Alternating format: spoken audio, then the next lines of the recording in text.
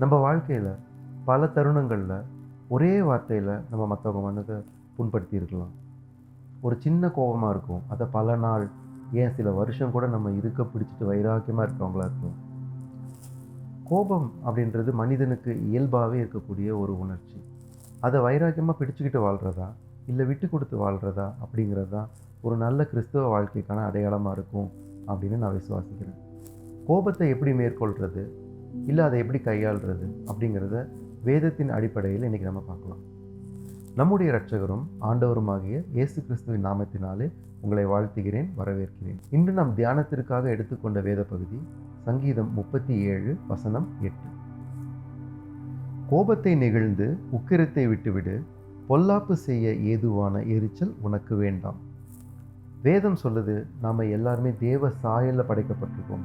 நாம் கோபம் கொள்ளும் பொழுது பொல்லாப்பு செய்ய ஏதுவான எரிச்சல் நமக்குள்ளே உண்டாகி தேவ சாயலை இழந்து போகிறவங்கள நம்ம காணப்படுறோம். இதுக்கு ஒரு பெரிய உதாரணம் காயின். முதல்ல பொறாமை கொண்டான், அந்த பொறாமை கோபமாக மாறிச்சு. பிறகு தன்னோட சகோதரனையே கொலை செஞ்சான். எபேசியர் அதிகாரம் 4 வசனம் 26 வாசிக்கிறோம், நீங்கள் கோபம் கொண்டாலும் பாவம் செய்யாதிருங்கள், சூரியன் அஸ்தமிக்கிறதற்கு முன்னாக உங்கள் எரிச்சல் தனிய கடவது. மிக முக்கியமாக அடுத்த வசனத்தில் அப்போஸ்தலனாகிய பவுல் சொல்கிறாரு, பிசாசுக்கு இடம் கொடாமலும் இருங்கள். குறிப்பாக குடும்பத்தில், வேலை ஸ்தலத்தில், அக்கம் பக்கத்தில் நமக்கு ஒரு சின்ன சஞ்சலம் உண்டாச்சு அப்படின்னா அதை நம்ம தேக்கி வைக்க வைக்க நாளடைவில் அது ஒரு பெரிய விரிசல் உண்டு பண்ணும். நம்மளும் நிம்மதி இல்லாதவங்களாக இருக்கும். அதனால் வேதத்தின்படி சூரியன் அஸ்தமிக்கிறதுக்கு முன்னாடி நமக்கு யார் மேலேயாவது சஞ்சலம் இருந்தால் அன்னன்னைக்கே அந்த பிரச்சனைகளை தீர்க்கிறதுக்கு நம்ம முயற்சி செய்யலாம். மத்தேயு 5 அதிகாரம் 22 வசனத்தில் இயேசு கிறிஸ்து சொல்கிறாரு, நான் உங்களுக்கு சொல்லுகிறேன், தங்கள் சகோதரனை நியாயமில்லாமல் கோபித்து கொள்கிறவன் நியாய தீர்ப்புக்கு ஏதுவாயிருப்பான். வேதத்தின்படி இந்த உலகத்தில் நம்ம எல்லாருமே சகோதர சகோதரிகள் தான்.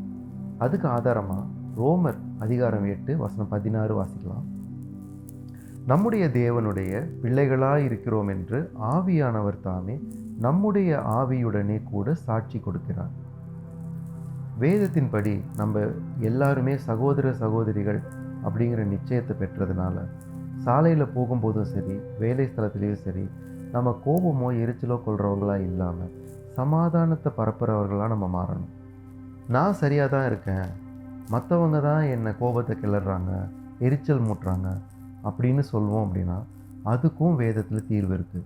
முதலாவது தீர்வு நீதிமொழிகள் அதிகாரம் 15 வசனம் 1. மெதுவான பிரதியுத்தரம் உக்கிரத்தை மாற்றும். மற்றவங்க நம்மக்கிட்ட கோபமாக பேசினாலும் நம்ம அமைதியாகவும் மென்மையான வார்த்தைகளை உபயோகப்படுத்தணும் அப்படின்னா எரியிற தீயில் தண்ணியை ஊற்றுனது போல் எதிரில் இருக்கவங்களுடைய கோபம் மாறி போகலாம். இல்லை எதிரில் இருக்கவங்க இன்னுமுமே கோபமாக தான் இருக்காங்க, அந்த சூழ்நிலை மாறவே இல்லைன்னா அதுக்கு 2வது தீர்வு கொலோசேயர் 3 அதிகாரம் 13 வசனம் வாசிக்கலாம். ஒருவர் பேரில் ஒருவருக்கு குறைபாடு உண்டானால் கிறிஸ்து உங்களுக்கு மன்னித்தது போல ஒருவருக்கொருவர் மன்னியுங்கள். அடுத்த வசனத்தில் நம்ம பார்க்குறோம், கொலோசேயர் அதிகாரம் 3 வசனம் 14, பூரண சர்க்குணத்தின் கட்டாகிய அன்பை தரித்து கொள்ளுங்கள். கிறிஸ்துவ மாதிரியை கொண்டவங்க தான் கிறிஸ்தவர்கள் இல்லையா? தன்னை சிலுவையில் அரைஞ்சவங்கள சிலுவையில் தொங்கிட்டு இருக்கும்போதே இயேசு கிறிஸ்துவும் மன்னித்தார். வாசிக்கலாம், லூக்கா அதிகாரம் 23 வசனம் 34, பிதாவே இவர்களுக்கு மன்னியும், தாங்கள் செய்கிறது இன்னதென்று அறியாதிருக்கிறார்களே என்றார். யார் மேலேயாவது நம்ம இன்னும் கோபமாக இருக்குமா? இன்னைக்கு நம்ம அவங்கள மன்னிக்கலாமா? முடிஞ்ச வரைக்கும் கிறிஸ்துவை பிரதிபலிக்கக்கூடிய ஒரு வாழ்க்கை வாழ முயற்சி செய்வோம். தேவ சமாதானம் உங்களை ஆட்கொள்வதாக. தேவன் தாமே உங்களை நிறைவாய் ஆசீர்வதிப்பாராக.